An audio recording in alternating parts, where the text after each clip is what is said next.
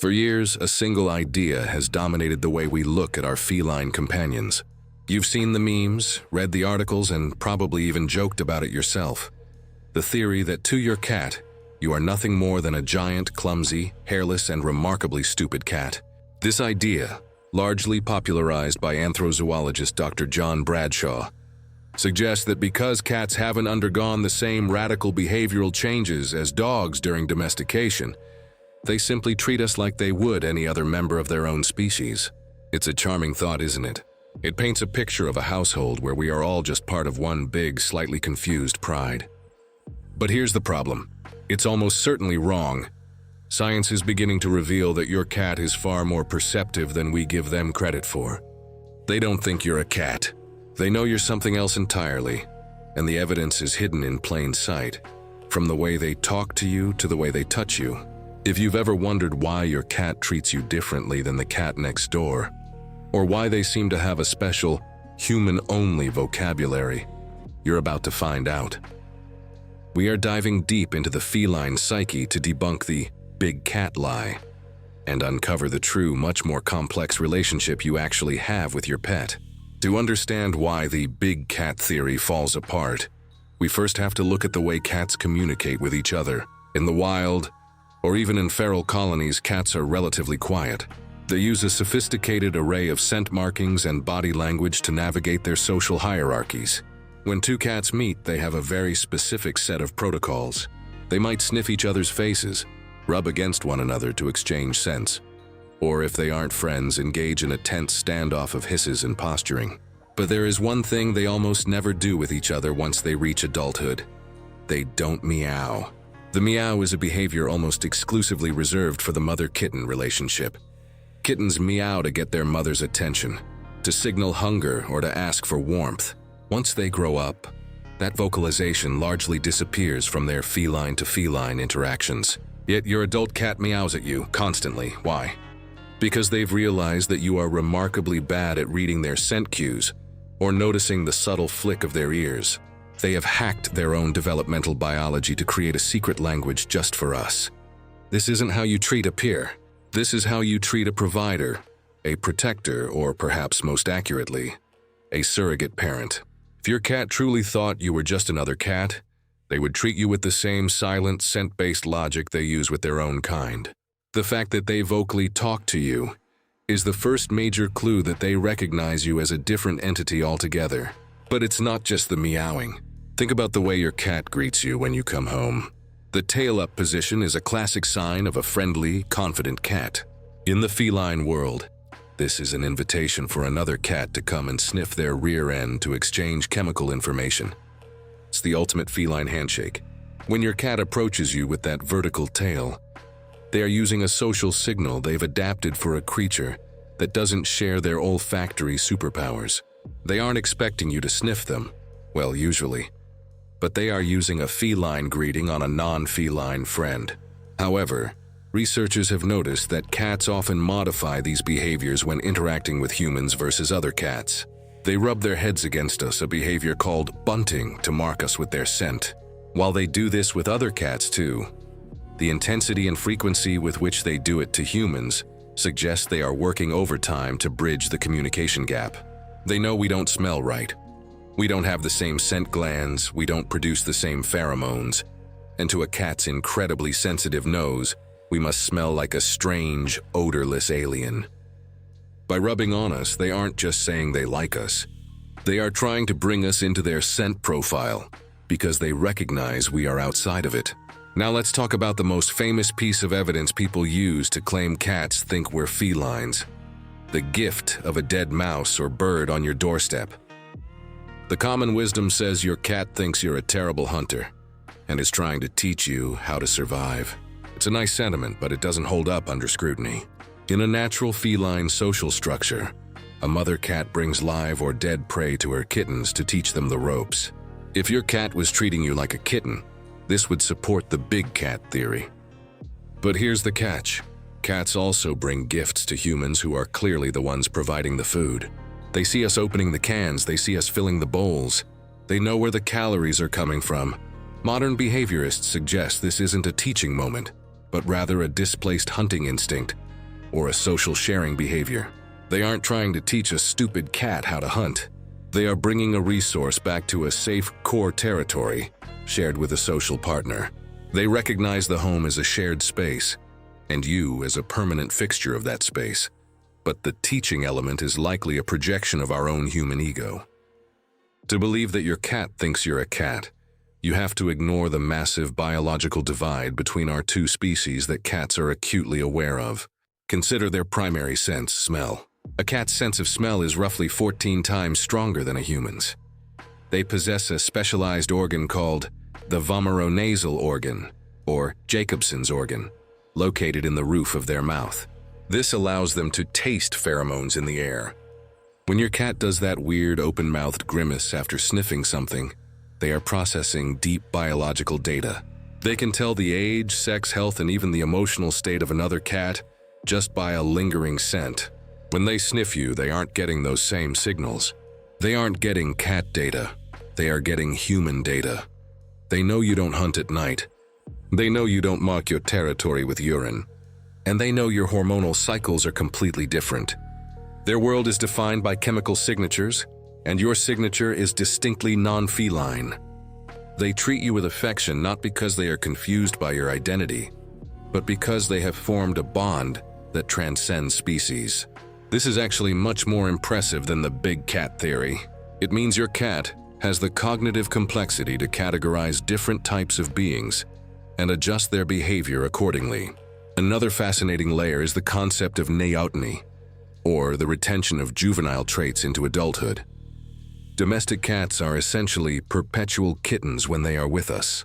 In the wild, a cat becomes fully independent and loses many of its kitten-like behaviors. But with humans, cats continue to knead with their paws, that making biscuits motion. This is a behavior kittens use to stimulate milk flow from their mothers. An adult cat doesn't do this to another adult cat in the wild. The fact that they do it to you is a profound admission. They view you as a source of comfort, safety, and nourishment. They are placing you in the psychological slot of a parent. They know you aren't their biological mother. Their nose tells them that every second. But they have decided to treat you as a functional equivalent. This is a level of cognitive flexibility that the big cat theory ignores. If they just thought you were a cat, they would expect you to act like one. They would expect you to respond to their ear twitches, to understand their slow blinks, and to hunt for yourself. Instead, they have adapted their entire social repertoire to accommodate our human limitations.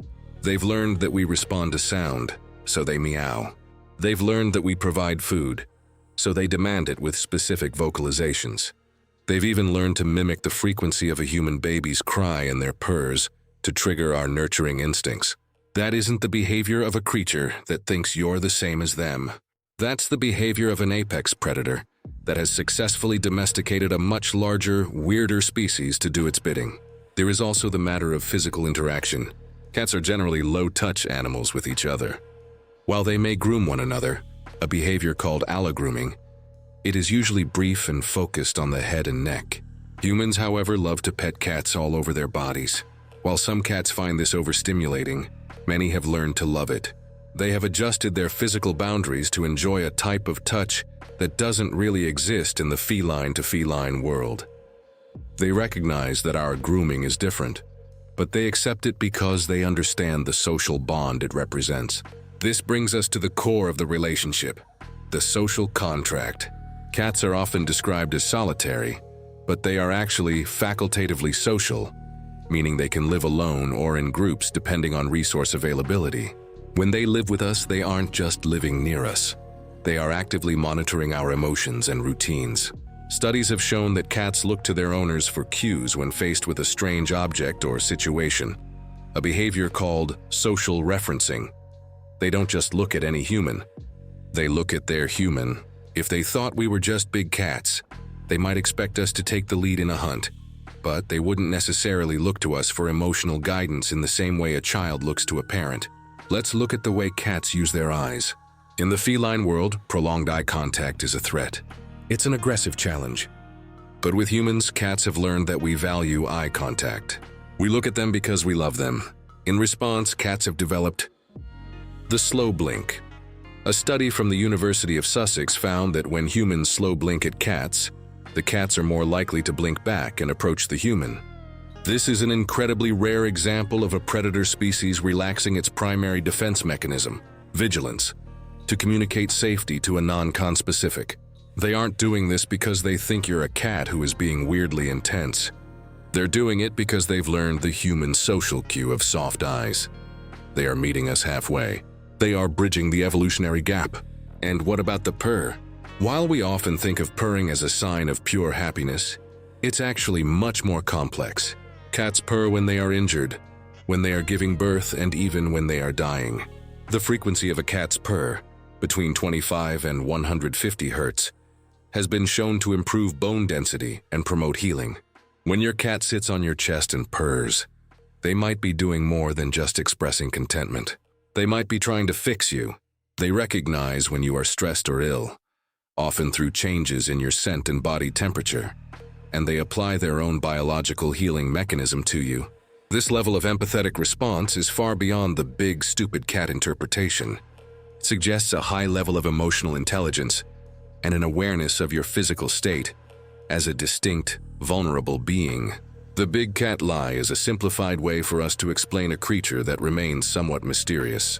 It's easier to say they think we're cats than to acknowledge the complex cross-species bridge they've built to live alongside us. Your cat knows you aren't a cat. They know you're a giant, loud, scent-blind, clumsy primate. But the miracle is that they don't care.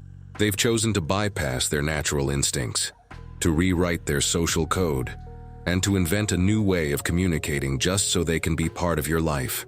They don't love you because they think you're one of them. They love you despite the fact that you aren't. They've invited you into their world on terms that no other animal has ever managed. If we look back at the history of the domestic cat, Felis catus, we see a species that essentially chose us. Unlike dogs, who were selectively bred for specific tasks over thousands of years, cats largely self-domesticated.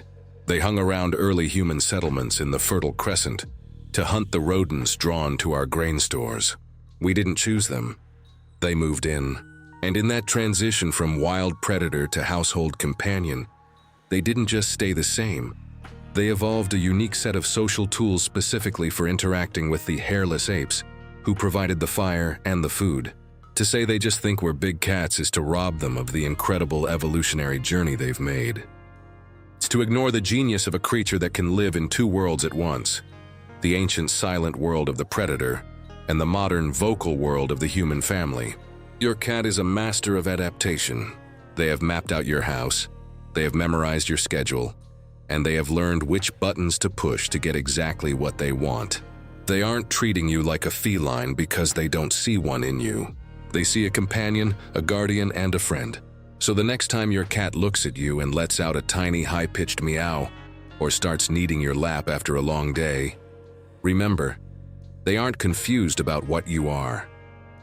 They know exactly who you are, and they've decided that you're worth the effort of learning a whole new language. That's not a big cat misunderstanding. That's a deep, intentional connection. If you want to dive deeper into the secret language of your cat and learn how to actually speak back to them in a way they understand, make sure to hit that subscribe button and check out our other videos on feline psychology. Understanding your cat is the first step to a better life for both of you. Thanks for watching.